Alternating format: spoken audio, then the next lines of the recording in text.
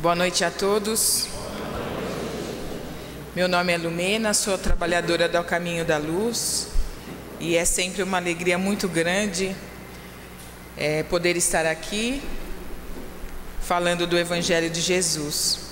Que a presença amorosa do Mestre possa nos envolver e nos inspirar, pois é sempre uma responsabilidade muito grande nós falarmos do seu Evangelho. No livro Maria de Nazaré, psicografia de um espírito chamado Miramês, pelo médium João Nunes Maia, tem um trecho logo no início que nos conta que quando Eli e Ana, através do desdobramento, ou seja, durante o sono, eles foram levados à pátria espiritual e receberam a notícia de que iriam receber Maria como filha para colaborar com a missão da divulgação da Boa Nova pelo Messias. Conta o livro que eles começaram a estabelecer novos hábitos. E um deles foi que todos os dias à noite eles fizeram serões de conversações. Então eles reuniam alguns amigos da vizinhança e mudaram as conversas. Eles liam, principalmente durante esses serões de conversações, os pergaminhos dos profetas que falavam sobre a vinda do Messias. O autor nos conta logo em seguida, desta forma, que a vida do casal mudou completamente, que as conversações mudaram e que os sentimentos deram novos rumos às atitudes. Entre todos os exemplos que o livro traz, conta que Eli, junto com um vizinho que era curtidor de couro, eles saíam para visitar o restante da vizinhança, levando uma palavra de esperança, uma palavra de incentivo.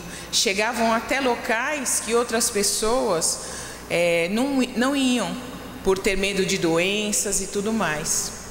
Quando a gente teve a possibilidade de fazer essa leitura, de ler essa obra, esse trecho em especial chamou bastante atenção, por causa do que o autor falou, que as conversações mudaram e que os sentimentos deram novos rumos às atitudes do casal. E é evidente que quando a gente passa a ter um contato mais contínuo com as verdades espirituais, as transformações ocorrem na nossa vida. Cada um de nós aqui presente vai poder testemunhar uma transformação que ocorreu na sua vida, de várias ordens, com intensidades diferentes, mas em especial, o convite da nossa conversa essa noite é nós falarmos sobre as mudanças que aconteceram ou que acontecem na nossa forma de conversar, na nossa forma de se expressar, na nossa fala.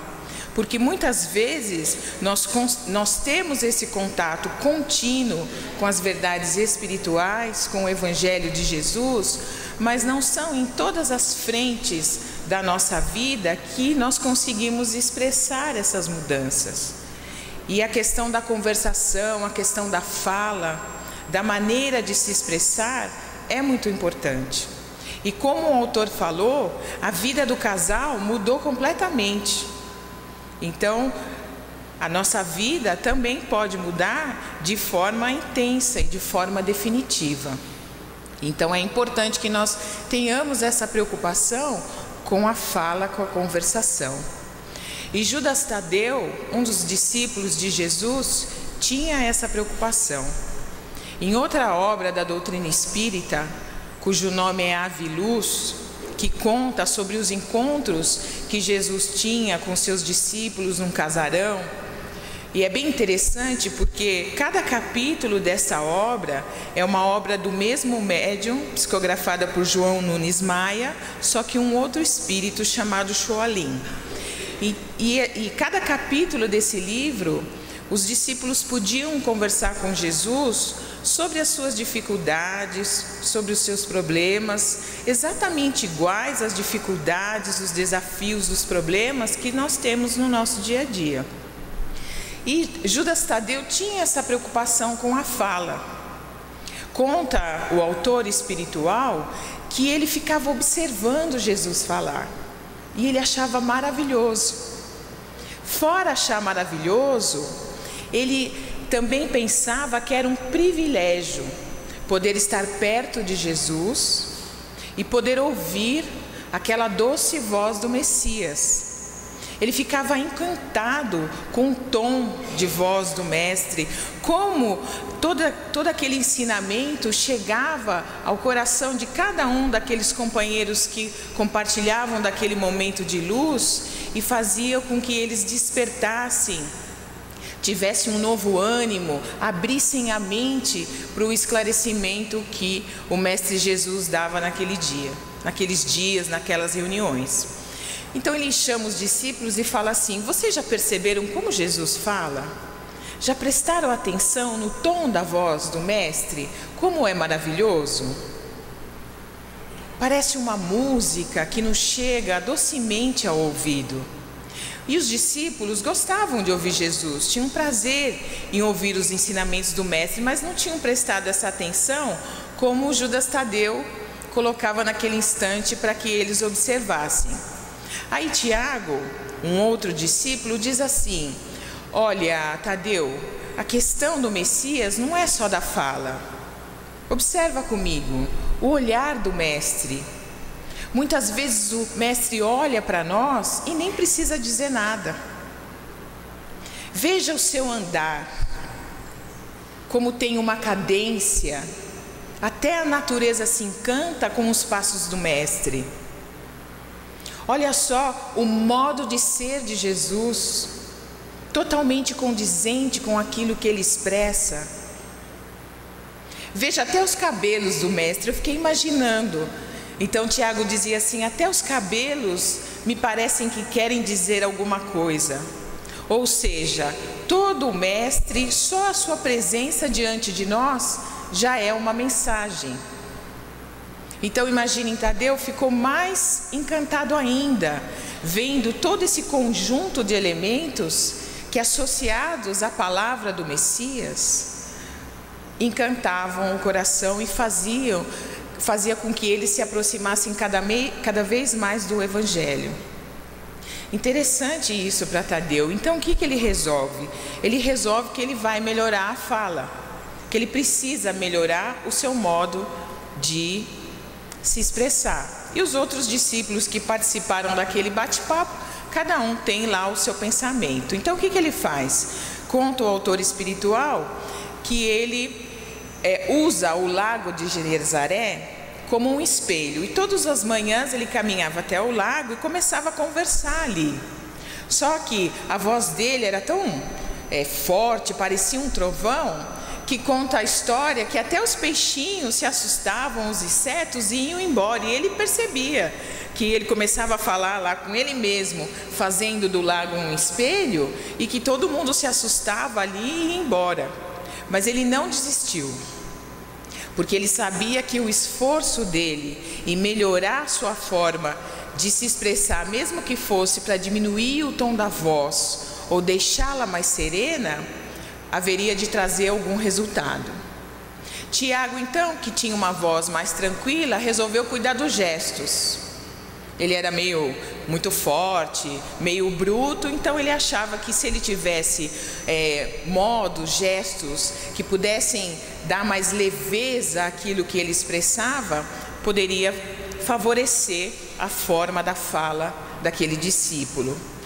Conta o livro que Pedro resolveu não fazer nada, preferiu esperar um momento oportuno para conversar com o Mestre Jesus sobre essa questão da fala.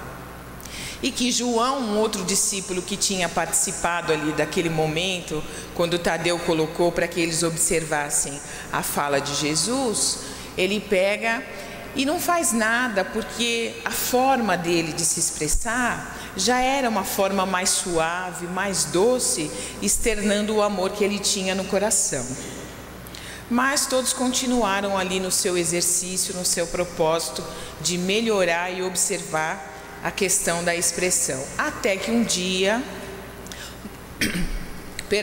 numa daquelas reuniões à noite com Jesus, depois da prece de Bartolomeu, Judas Tadeu resolve colocar essa dúvida para o mestre e pede para que ele fale sobre a questão da expressão.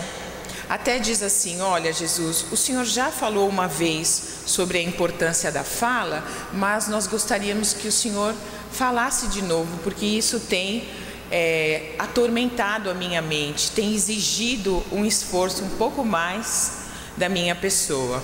E como acontece em todas as lições desse livro, Jesus começa a expressar, a dar para aqueles discípulos e para as pessoas que compartilhavam daquelas reuniões no casarão, as suas orientações. Então Jesus começa dizendo assim, que a palavra, ela tinha uma força enorme na formação das coisas.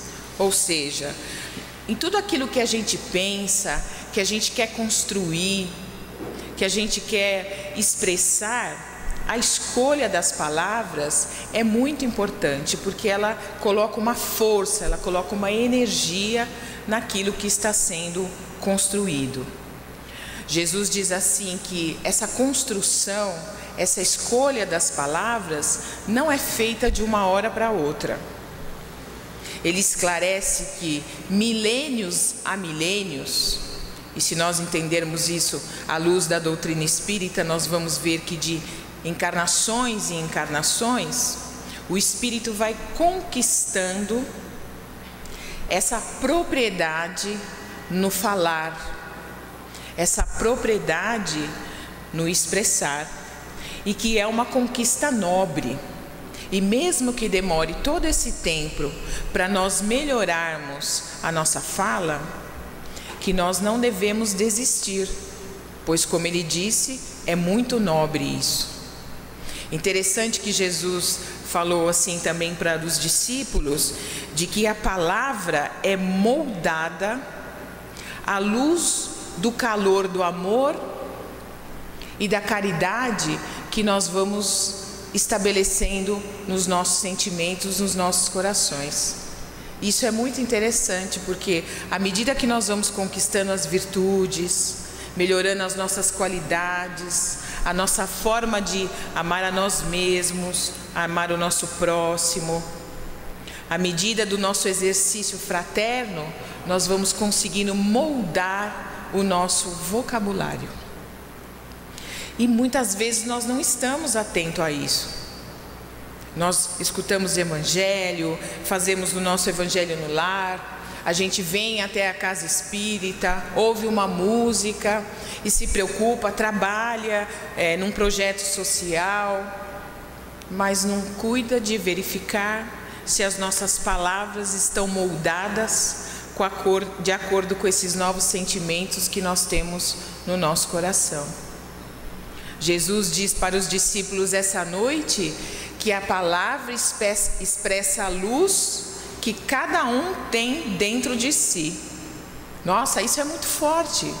Conforme o que a gente diz, nós estamos expressando a quantidade de luz que temos dentro de nós. Aí vamos imaginar que o bocal da lâmpada, pode ali estar com uma lâmpada de 60 volts, 80 volts ou 120 volts. E nós que vamos determinar, não é? E muitas vezes, não cuidando da palavra, nós não estamos expressando todo esse potencial de luz que nós temos dentro de nós. Tanto que ele diz assim: ouve o que o seu semelhante diz, que você consegue reconhecer quem ele é ou quanta luz ele tem dentro do seu coração.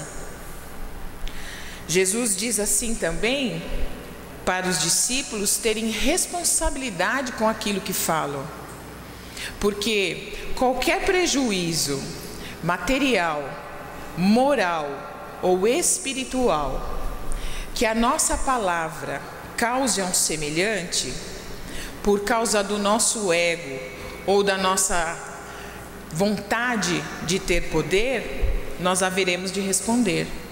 E como é isso, não é? Como é usar a palavra em benefício do nosso ego ou do nosso poder?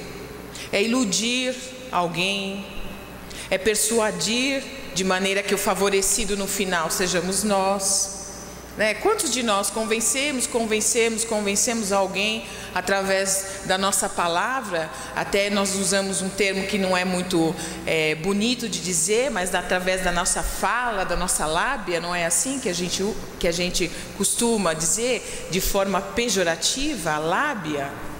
Por quê? Porque está voltada para algum favorecimento próprio. E se esse favorecimento causar algum prejuízo moral, vamos convencer alguém a fazer ter alguma atitude, algum pensamento, ter alguma escolha que nós sabemos que não é correta. Então nós vamos responder por aquilo que ocasionarmos no terceiro. Então, em poucos minutos ali de conversa com os discípulos, olha quantas informações Jesus trouxe para eles. Jesus ainda disse assim: Tadeu, se você pudesse imaginar o que sai da boca do homem quando as suas palavras estão envoltas na cólera, na raiva, no sentimento de vingança e no mal, de imediato você silenciaria. Imaginemos cada um de nós aquilo que para nós é extremamente feio de visualmente se enxergar, saindo da nossa boca nesses momentos onde nós dizemos assim: eu preciso desabafar, estou nervoso, não é? Aí nós falamos um palavrão, xingamos alguém, falamos alguma coisa que ofende, que alimenta a nossa revolta, e nós achamos que estamos ficando bem, porque nós estamos o quê? Desabafando. Não. Jesus diz para ele: se você imaginasse o que sai da boca do homem nesses momentos, com certeza você silenciaria. São informações super importantes que nós precisamos, como os discípulos naquela noite, pensarmos, avaliarmos sobre o nosso verbo, sobre a nossa fala. E Jesus ainda diz assim para ele: olha, fica tranquilo, porque você não vai conseguir aprender a ciência do falar de um dia para outro, mas você persevera, continua com o seu esforço, porque mais para frente outras informações virão. E é interessante isso, não é?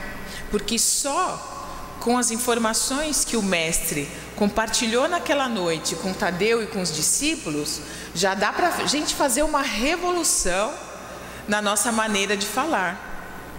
Mas Jesus disse assim para ele: calma, mais para frente outras informações virão.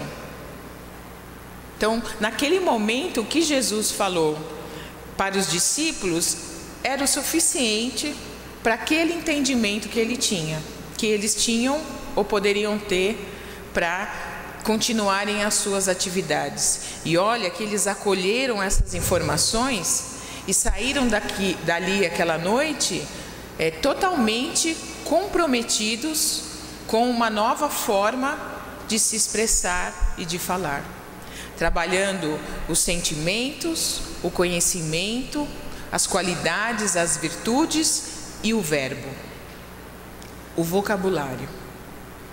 Aí, se nós avançarmos na história, mais para frente, nós vamos ver que outras informações sobre a importância da fala vieram, por exemplo, através de Paulo de Tarso. Todos, de um modo geral, sabem que Paulo de Tarso era um doutor da lei.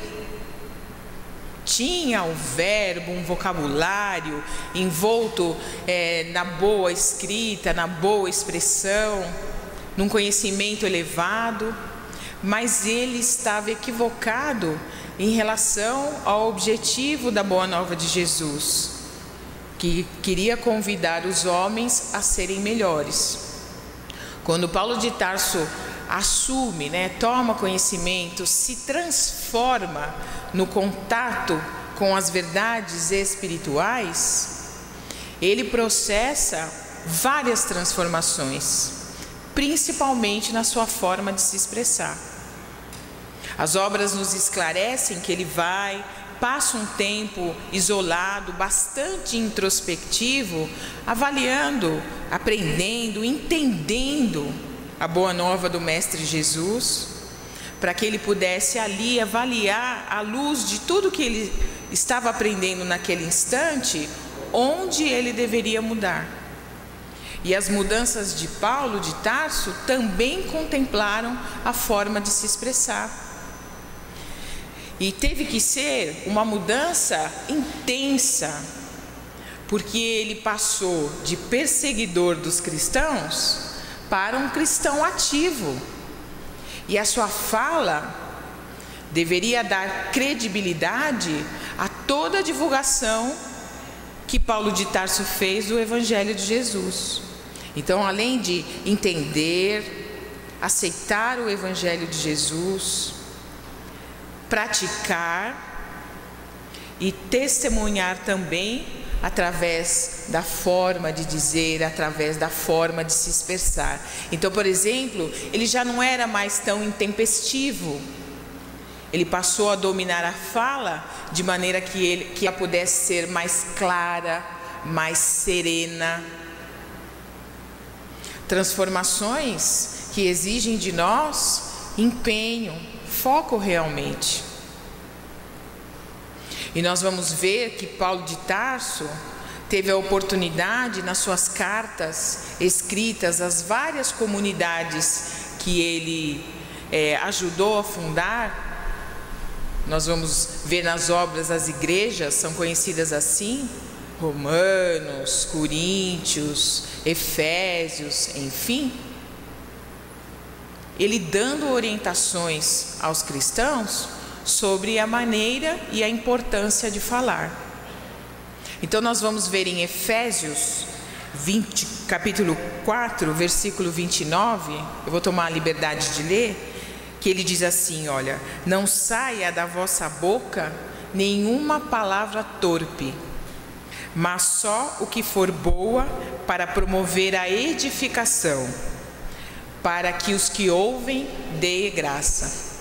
Olha só o alerta que ele faz: que não saia da vossa boca, da nossa boca, nenhuma palavra torpe, nenhuma palavra chula, nenhuma palavra que não edifique.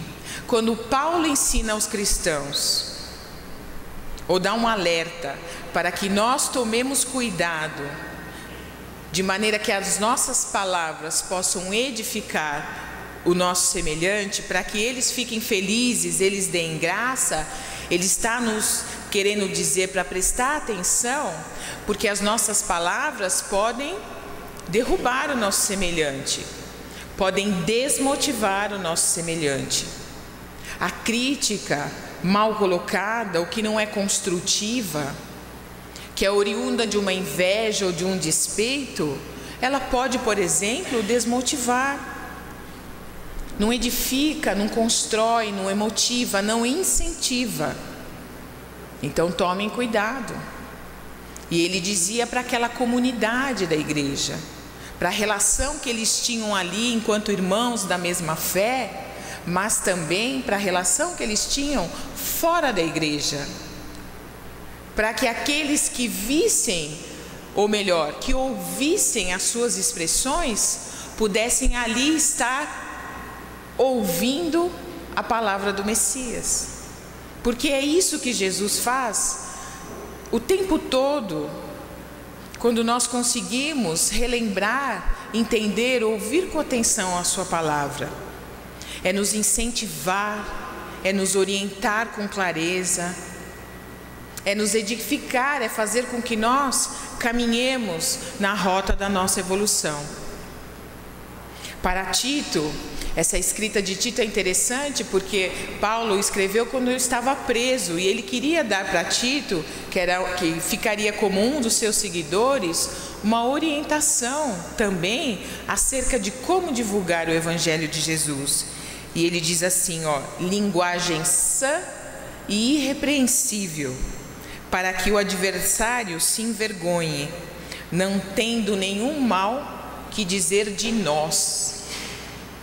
Olha que interessante, à medida que nós vamos melhorando a nossa palavra, a nossa forma de se expressar, nós vamos colocando que nem uma armadura em nosso entorno, de maneira que aqueles que são os nossos adversários não achem nesse caminho da nossa expressão a incoerência com as coisas boas que nós temos aprendido e tentado plantar nos nossos corações.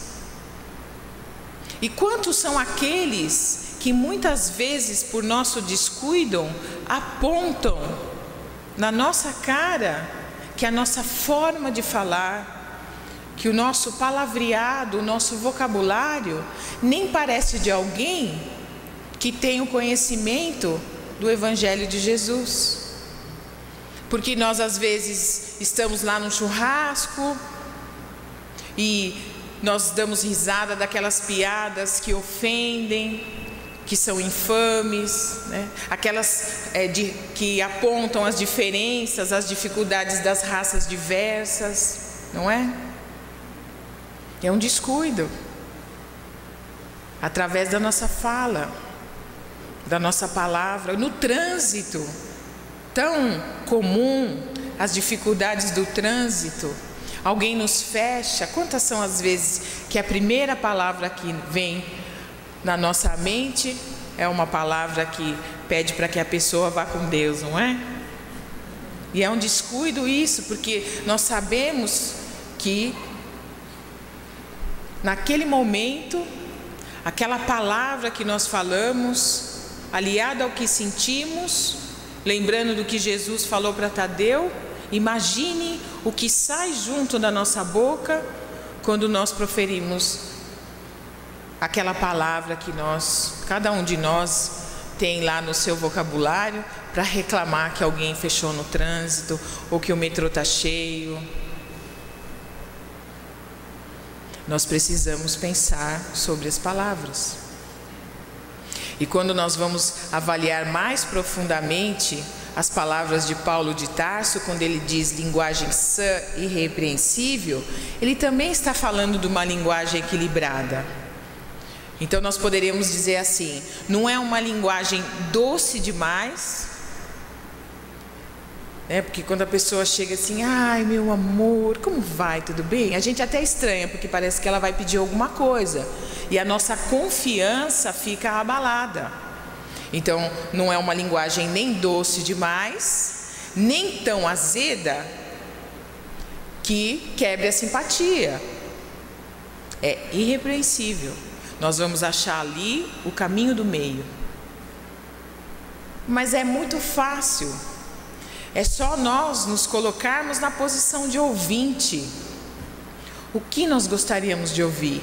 Qual é o tom do que nós gostaríamos de ouvir? Qual é o volume daquilo que nós gostaríamos de ouvir? Qual é o ritmo?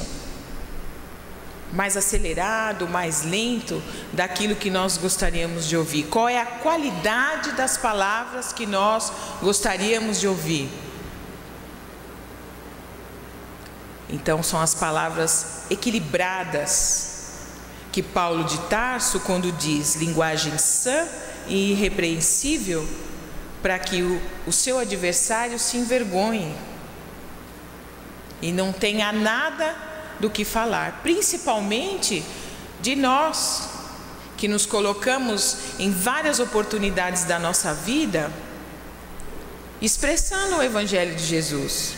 Quantas são as vezes que nós estamos ouvindo o Evangelho ou lendo, e aí nós guardamos aquela informação para falar para o nosso irmão, Você devia estar lá para ouvir o que foi dito.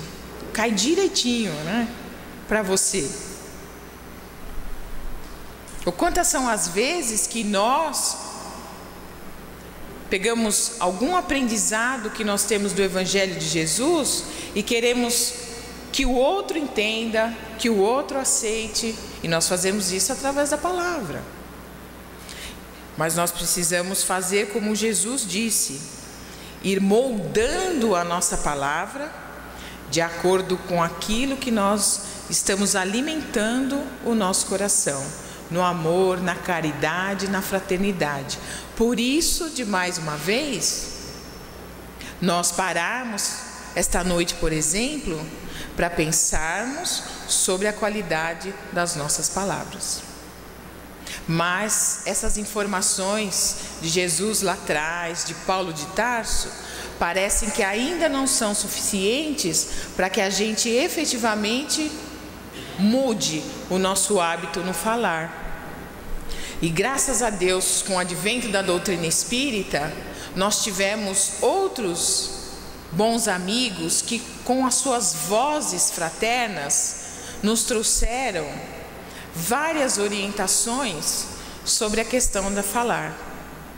André Luiz, por exemplo, no livro Entre o Céu e a Terra, diz assim, acrescenta a todas essas explicações, que a palavra que nós emanamos, ela tem uma energia elétrica e vai de encontro a quem nós proferimos como um raio dinâmico que gera alguma causa, algum efeito. Então dá para imaginar, se a nossa palavra tem uma energia e chega no outro como uma descarga elétrica, a qualidade daquilo que falamos com certeza vai repercutir na reação daquilo que nós vamos ouvir. Então ele está testando aí, acrescentando nas nossas informações essa questão de nós reforçarmos o cuidado com a qualidade da energia que nós emitimos através das nossas palavras. E aí a gente pode ver as crianças, por exemplo, os recém-nascidos. Eles não têm um vocabulário ainda. E a ciência diz para nós que eles se comunicam com os pais observando o tom da voz, o movimento da boca e as expressões, o ritmo da respiração.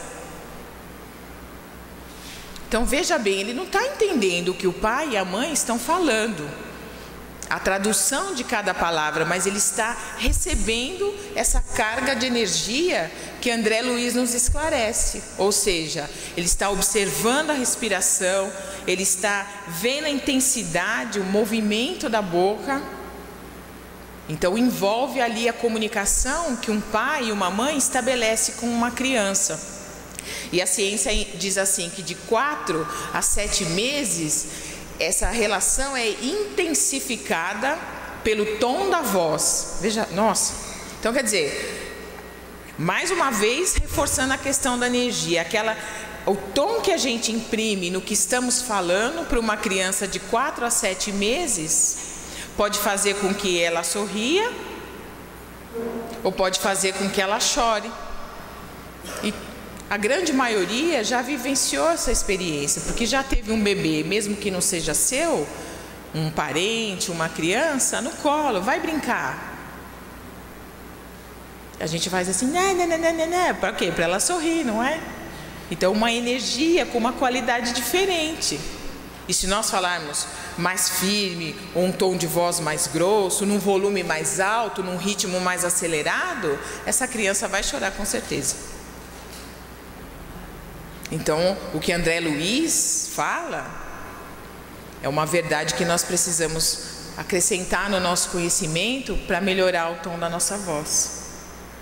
Bezerra de Menezes, acrescentando mais uma obra, diz no livro Fronteiras da Loucura, que quando as nossas palavras são recheadas de entusiasmo, de alegria, o nosso organismo, o nosso cérebro proporciona uma descarga de endorfinas, e a ciência catalogou mais de 20 tipos de endorfinas que provocam no nosso organismo a melhora da memória, a melhora da concentração, a melhora do humor. Funcionam como anestesiantes para a dor. Gente, imagine, no falar, nós podemos conquistar, ter mais um caminho para o nosso bem-estar. E essas obras não são suficientes, porque ainda nós temos um autor, aquele mesmo espírito que psicografou Maria de Nazaré, que tem um livro inteirinho dedicado para a questão da fala, Horizontes da Fala, pelo espírito Miramês, também psicografia do médium João Nunes Maia. Imagine, em cada capítulo desse livro, Miramês nos fala, nos reforça, exemplifica, orienta sobre a questão da fala. Tem algumas coisas que chamam muita atenção, particularmente quando ele diz assim, que ele não tem palavras no nosso vocabulário atual para expressar o mal que nos faz dizer coisas que não são boas. Eu fiquei assustadíssima. Como? Com tantas palavras no nosso vocabulário, ele não consegue expressar para nós o mal que faz nós não termos o bom hábito de falar. Nós ficamos horrorizados, porque imaginem, todo mal não é suficiente para expressar o mal que faz individualmente quando nós não cuidamos da fala. Ele diz assim que se toda vez que nós fôssemos falar conosco mesmo ou com um semelhante, nós lembrássemos que o Pai e que o Filho, ou seja, que Deus e Jesus estão ouvindo aquilo que nós vamos falar, que talvez nós travássemos um pouco mais a língua e falássemos com mais cuidado. E ele diz também assim, que toda vez que nós assumimos um compromisso de mudar a nossa postura verbal, que pode ocorrer uma rejeição do nosso organismo. É interessante isso, mas ele explica, porque ele diz assim que a gente está tão habituado com a maledicência, que a gente está tão habituado com reclamações indébitas, que aí quando a gente para e tenta não fazer mais isso, o nosso organismo reage, porque ele está sendo purificado. Imagine um remédio que expurga, né, uma doença. É mais ou menos assim. Mas ele diz assim, que mesmo que isso aconteça, e mesmo que seja através da dor, que a gente mantenha o propósito de melhorar a nossa fala. E por onde a gente pode começar? Porque fala daqui, fala dali, vamos mudar a fala, é importante, a gente entendeu. E o que a gente pode fazer para começar? Então eu tomei a liberdade de, em poucos slides, mostrar para vocês, e a gente fez questão de colocar nos slides, porque não dá para perder, né? A gente não consegue decorar tudo que Miramês fala. Então a gente precisa trazer ao pé da letra. Então ele orienta assim, olha, que a razão cristianizada vos convoca para um asseio mental. O que quer dizer razão cristianizada? Quer dizer que agora os nossos pensamentos têm mais uma referência, que é a boa nova do Cristo, que é o Evangelho de Jesus, que é a doutrina espírita, a qual nós interpretamos essa boa nova de Jesus, é a qual amplia o nosso entendimento. Então, uma vez que nós já temos isto na nossa vida, nós somos convidados a esse asseio mental, a essa limpeza, a essa higienização dos nossos pensamentos. E isso é individual, é uma convocação a cada um de nós. Então ele fala assim, como nós vamos caminhar para melhorar a nossa fala? Então observa alguns homens que já fazem isso há algum tempo. Tadeu observou Jesus. Os espíritos Orientaram a Kardec, através da codificação, que ele é o modelo e o guia. Ora, então vamos também conhecer as palavras de Jesus. Vamos estudar o que ele falou, por que ele falou, qual foi o verbo que ele usou. Cola o teu ouvido no que eles dizem, analisa o que eles fazem e extrai para você, para cada um de nós, aquilo que pode nos ajudar. Ah, Jesus está longe? Vamos pegar Chico, todo mundo fala de Chico. Quantas obras existem psicografadas, ou não psicografadas, mas que contam da vida de Chico, me desculpem, que falam como ele agia, o que ele dizia, quando as pessoas faziam determinadas colocações ou perguntas.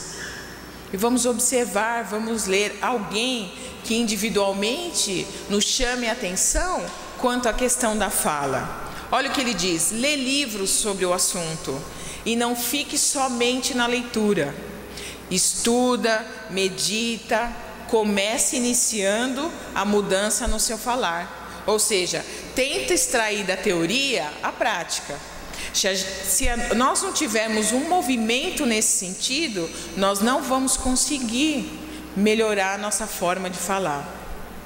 A tua boca é a tua ferramenta. Inicia ao começar do dia, o teu trabalho. E qual tal início seja como uma prece ao Criador, pela vida que levas. Ó Miramês nos convidando a iniciar o dia através da oração. Quantos de nós levantamos já tão envolvidos nos desafios que nós vamos enfrentar no dia, ou respondendo até a alguém que não nos acordou delicadamente, e não nos preocupamos com a fala. Então ele diz assim: ora, porque aquilo que você pensa, aquilo que a gente expressa, já vai envolvendo as nossas vibrações. Então vamos começar o dia falando com Jesus através da oração. Antes de falardes com quem quer que seja, afrouxe os nervos. Interessante isso. Tem um ditado que diz, né? Água na boca é remédio salutar. Se usar desse remédio, a paz não vai faltar. Porque quando a gente está nervoso, a gente é envolvido por aqueles sentimentos de cólera, de maldade, de vingança, de revolta que seja. E aí a gente não pensa para falar. Então a gente tem que se acalmar, respira fundo, vai dar uma volta, deixa a conversa para depois. Afrouxa os nervos e depois a gente fala. Dirige o bom humor a todas as direções. Fazei-vos alegres e movimentai vossos lábios como se eles estivessem derramando amor sobre quem vos ouve. É falar com aquele entusiasmo que Bezerra de Menezes disse que causa coisas benéficas para o nosso organismo. É falar com alegria. Quantas vezes nós atendemos o telefone? Alô? Aí alguém, nossa, aconteceu alguma coisa? Não, tá tudo bem. Aí a gente muda de voz, já perceberam isso? Quando não muda de voz, começa a ladainha das reclamações. Num simples telefonema. Então nós precisamos prestar atenção. Poxa, tá tudo bem, como é que nós vamos falar para o nosso semelhante? Lá em casa, por exemplo, né? Que a Boa Nova mudou a nossa forma motivada pela vida. Se nós de manhã reclamamos para ir trabalhar, poxa, mais um dia, que legal. Não é falsidade, é expressar da maneira que cada um de nós vai encontrar as bênçãos que nós temos na nossa vida. Graças a Deus, mais um dia, graças a Deus o trabalho. Quantos não têm o pão de cada dia, passaram o Natal sem nenhuma lembrancinha, não tem expectativa nenhuma para o ano novo. Então nós temos que expressar essas bênçãos que nós temos na nossa vida através desse entusiasmo que a gente tem que colocar, do bom humor, da alegria na nossa conversação. Na exposição das vossas ideias, fazei-o com clareza, de modo a facilitar os vossos ouvintes. Poxa, às vezes a gente está falando com criança como se ele fosse um adulto. Não, vamos adequar o nosso vocabulário com a faixa etária, com o nível cultural, para que haja entendimento. Jesus fazia isso o tempo todo. Não esquecendo que o verbo poderá ser o canal de algo mais que não seja o som. Todo esse algo mais que nós pudemos ouvir através dos ensinamentos de Jesus, de Paulo de Tarso, de André Luiz, que nós tentamos colocar esta noite. Deixai acompanharem a vossa fala os pensamentos de otimismo, de alegria e de coragem. Quando a gente tem um dia ruim, por exemplo, o que acontece? A gente chega de noite e quer conversar, não é assim? Vou compartilhar com meu marido, vou compartilhar com a minha esposa, com a minha mãe, com alguém. Aí o que nós fazemos? Começamos a conversar. Aí alguém fala, pô, mas esse seu chefe é um grosso mesmo, né? Isso só vai alimentar a nossa revolta, a nossa incompreensão. Mas se a gente pedir para a pessoa, olha, foi um dia difícil, talvez o seu chefe, por exemplo, não esteja num bom dia, a sua esposa está sobrecarregada, o seu marido está com alguma preocupação, dá um tempo, espera o dia de amanhã. A gente vai envolvendo a conversação com otimismo, com coragem, um dia após o outro, não é assim? Quando nós aprendemos o Evangelho e nos sentimos sobrecarregados, o que Jesus fala? Venha até a mim, que eu vos aliviarei. E quando a gente compartilha isso com o outro, nós estamos alimentando a esperança no coração daquele semelhante. Antes de falar a alguém, examinai o que ides dizer, para que o verbo não seja motivo de escândalo. Ou seja, aquele alerta de Jesus em relação à responsabilidade material, moral e espiritual que a nossa palavra pode levar ao nosso semelhante. E ele diz assim, não percais a paciência, reforçando, não é? Pois a serenidade é companheira coerente com o amor. As mães, por exemplo, todas elas amam seus filhos, mas tem hora que, com certeza, dá vontade de dar umas palmadas, não é? Mas ela não dá palmada, o que ela faz? Perde a paciência. E aí ela fala, nossa, você é um saco, por exemplo. Diz assim para o seu filho, o seu irmão não me dá trabalho. Você só me causa vergonha, as mães no shopping, quando a criança começa a fazer aqueles escândalos, né? Então, Miramê está dizendo assim, não perde a paciência, porque a paciência é companheira de amor. E se a gente ama, a gente vai tomar mais cuidado com aquilo que expressa para as nossas crianças, para os nossos filhos, para as pessoas que convivem conosco. E ele avança dizendo assim, para que a gente possa concluir essas reflexões da noite. Antes de falar e de ouvir, consultai o Cristo. Aquele que está dentro da vossa consciência a falar-vos pelo canal do coração. Puxa, a gente tem ouvido a boa nova. Tem muita coisa aqui dentro do nosso coração que a gente sabe que serve para a gente discernir o que é certo do que é errado. Então, vamos consultar todo esse conhecimento que a gente já tem na nossa mente e no nosso coração antes de falarmos. E aí ele reafirma, olha que lindo isso. E podereis pela palavra levantar caídos, vestir almas nuas de esperança e curar todos os tipos de enfermo, do corpo e do espírito. Então, reforçando o convite desta noite, é que a gente possa realmente refletir sobre a nossa conversação, pois a gente viu que feliz daquele, não é? Que consegue ter uma boa palavra para levar para o seu semelhante, para o seu irmão. Muito obrigada.